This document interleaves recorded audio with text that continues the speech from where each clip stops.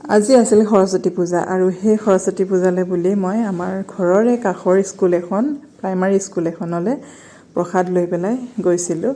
মানে সৰস্বতী পূজা জেনেৰেলি এইখিনি জেগাত জেনেৰেলি সেই স্কুলখনতে পতা হয় আৰু মই প্ৰসাদ লৈ আহিলোঁ ইয়াতে। আৰু ইয়াতে ভকতে মানে চব গোটেইখিনি ৰেডি কৰি আছে, এতিয়াও আৰম্ভ হোৱা নাই।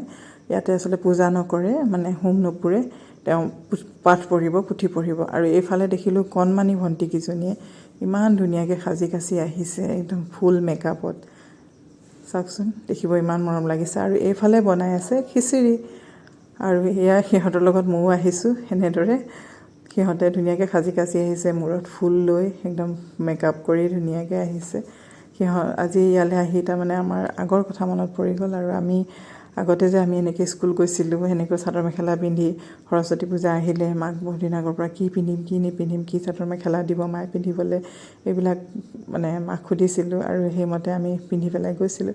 কিন্তু সেইখিনি সময়ত বেলেগ কথা আছিলে, এনেকৈ ফুল চুল মাৰি আমি যোৱা নাছিলোঁ, চাদৰ মেখেলা পিন্ধি গৈছিলোঁ। কিন্তু এতিয়া চাওকচোন, ইমান ধুনীয়াকৈ সিহঁতে ফুল চুল মাৰি পেলাই সৰস্বতী পূজালৈ আহিছে।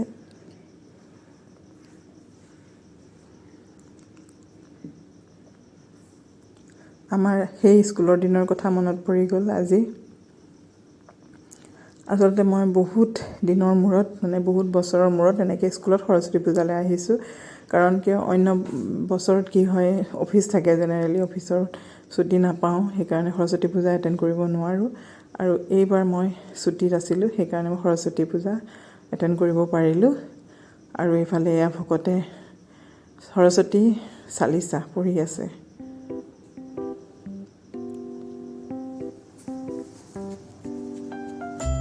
এই কণমানি ল'ৰাটোৱে কি ধুনীয়াকৈ ধুতি পাঞ্জাবী পিন্ধি মানে ধুতি গেঞ্জি পিন্ধি এনেকৈ গামোচা পিন্ধি ভকতৰ লগত বহি আছে।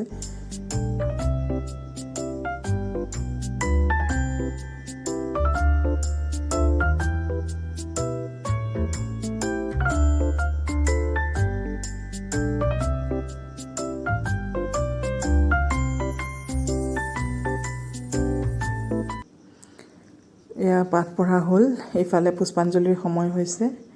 এয়া ফুল বিতৰণ কৰিছে আমাৰ সৰু ভকতে।